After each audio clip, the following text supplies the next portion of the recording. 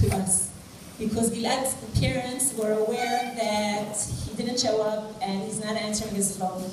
And for a minute there, we thought it's just about going up to his room and finding out that he brought a friend over. And he went up to his room and we found his room empty. And we checked if he chose to sleep in the basement for some reason, and he wasn't there. And that's when we knew something horrible happened, because Naftali, he just finished 11th grade, very responsible, would never just disappear. A brilliant student, very musical, plays the guitar, loves basketball, has a very cynical sense of humor. Just a great kid, a kid. Yeah. When you think about the things that started rolling things since there and then, and the different effects this had in the world, on practical levels, on military levels, on spiritual levels, you think, what were these kids? Were they some kind of tzaddikim? You know, like righteous? These were kids. I can tell you about my son. I can't say a word about, I hear wonderful stories about Gilad and Eyal, but Naftali was a normal kid, a wonderful, normal kid. And then we started calling the whole world. My husband happened to be a police officer. He works in the legal part of the police. And we started having everybody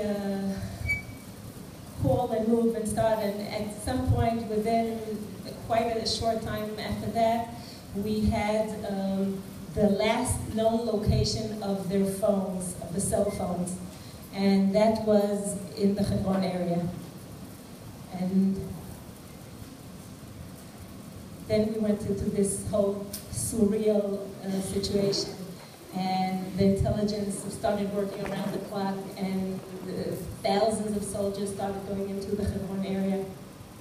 And there was something building up there that was the utmost solidarity, every human effort possible. I can tell you, we were 2 weeks later, when we were still searching for the boys, we went to visit the soldiers, and these kids, also 18, 19, 20-year-olds, haven't been sleeping for 2 weeks straight. They canceled all their vacations. There are soldiers there that were supposed to finish the army and get back home already, and they wait for that for 3 long years. And they all canceled everything, and they said, we're not going home until we find the boys. And when we expressed our thanks, they said, Ma toda, b'shvil zeh atgayasnu. Don't thank us, this is what we're here for. That's why we joined the army. And as if it's nothing. And the people in the intelligence, in the army, and in the Shabak, in the security, like the local part of Mossad, they literally did not sleep. And it was like, this is our top national mission. Nobody lets somebody kidnap children on their way home, and everybody's gonna understand what a child means to us. One of the things that was said during this time was that if Hamas would understand what unity they created, they would have never gone through with this. What's also true is if Hamas would understand that this horrible event would spoil the timetable of I don't know what exactly they were planning for us, but something was being planned in a very major way through dozens of tunnels and under our communities and next to our kindergartens. If they would understand that this little kidnapping would get us back on our feet and feel our own backbone and feel our identity so strongly, they would understand really in a deep sense that it's just going to ruin all their plans. So really I don't understand, and I don't tend to take, I'm sorry. There are a lot of almost mystical things going on. Like there's a quality to this point in history that's hard to grasp. It's almost elusive, both in the way things have been rolling and opening up, and we understand that we've been saved from a terrible catastrophe. Sorry, excuse my...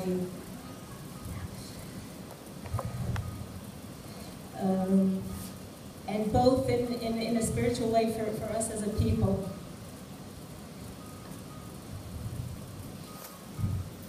I'm sorry, when I come to speak in front of people, I have my shiur ready, and I teach Torah, and I know what I'm going to say, and this time I just said, okay, beseder, I'll come, but no, fine.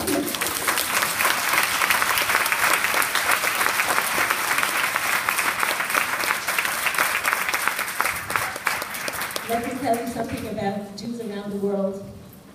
From Sunday, right after the kidnapping, we kept on getting an outpour of love and support and solidarity from Jews from anywhere, literally. I spoke to Jews in Kathmandu, in Nepal, and in Australia, and in Cape Town, and all over the United States, and Canada, and Toronto, and Montreal, and South America, Argentina, Brazil, France. They came with delegations to our house. Some of them people that came especially just because of the kidnapping. Today we have quite a few hundreds of solidarity delegations that come because of the war, which is amazing. But those people, they just came because they heard of the kidnapping, which is unbelievable to us. And the lawns all over Jewish communities all over the world were full of the boys' pictures, and the trees had you know the story with Tony Orlando that showed up in our house and said, "There's this song, tie a yellow ribbon, and we're going to tie a yellow ribbon."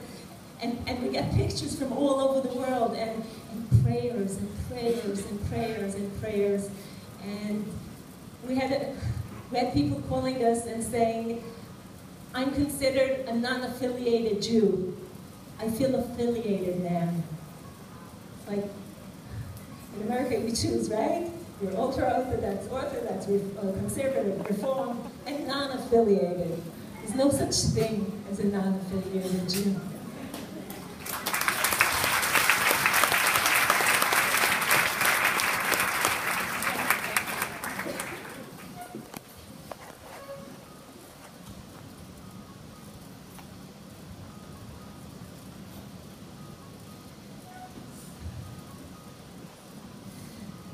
Thank you.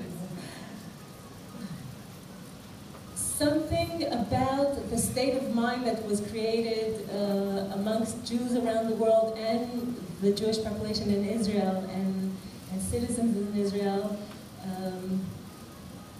somehow prepared us for what was coming. And today, if you go to closer to where the fighting is in Gaza, if you go to where soldiers are being prepared to go across, if you go to hospitals where they're wounded, to the very, very sad houses of the fallen soldiers, you would see, it's not only that nobody's alone or, people are taken care of. People can't handle the amount of love and care and, it could be clean socks and chocolate and cakes and somebody to talk to and somebody to make you laugh and any part of anything you could actually think possible. There's an outpour of goodwill and a willingness, and also there's a positive lack of panic and of vulnerability, meaning we're vulnerable. I'm sorry, my accent is terrible, but it's in the right sense. Okay, we and our enemies know that we cherish life, and that we cherish the enemy's life, and that we do whatever is possible to hurt as little innocent people as possible, but we also feel very strong. And that was something that people were thinking that maybe is fading away. People thought that our good life here, took us away from the ability to stand hardships. And something about the way things rolled in this situation, starting out with our boys and the weeks of solidarity that came after that, prepared us for being strong and being able to endure. And again, I don't know the rational explanation, but there must be reasons for the things that happened. I can speak about many different things, but I think I'll let a few people ask questions and I'll try to answer them, okay? So, take a minute, and if there's something you feel you want to ask, so please do. Yes? It's not a question, it's just thanking you for coming and inspiring us and for reminding us that we're here to support you as people, and we will go back and share your message. Thank you so much.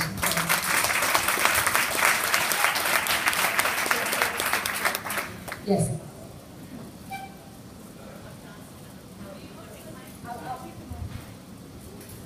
Racheli, my name is Vicky. I'm from Australia.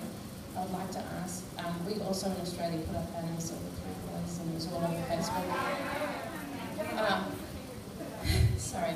Anyway, my question is, how are you doing? Mashlomech.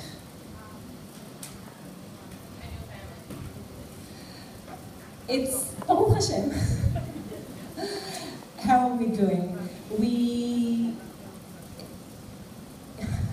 When I said the eulogy for Naftali, in the end of the eulogy I said, from the first day, we weren't naive. We knew this is a very dangerous situation. We also had heard the call to the police, and we knew that there were weapons in the car. Okay? We knew that there were shots, gunshots, almost 10. So we knew this is not simple. But everybody was very honest with us, and they said, look, it could be only to scare them, it could be they killed 1, could be 2, maybe they're wounded, we have no idea. We have good reason to believe that they're alive. Okay? Now good reason, it might be 50%, who knows? So we were optimistic, but we weren't naive. And from the very first day, we said, if this goes wrong, we're actually very blessed people. I mean, even if this goes wrong.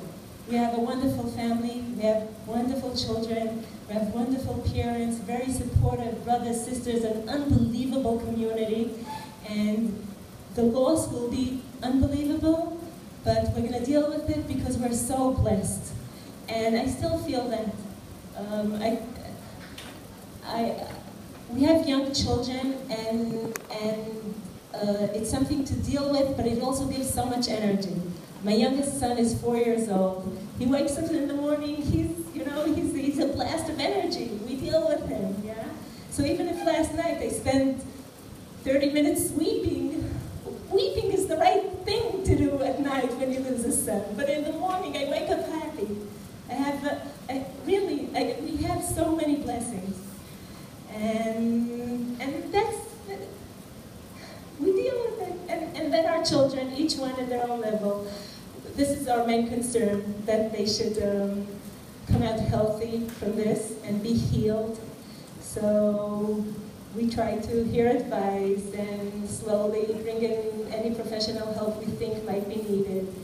And thank God, really, thank God, Baruch Hashem.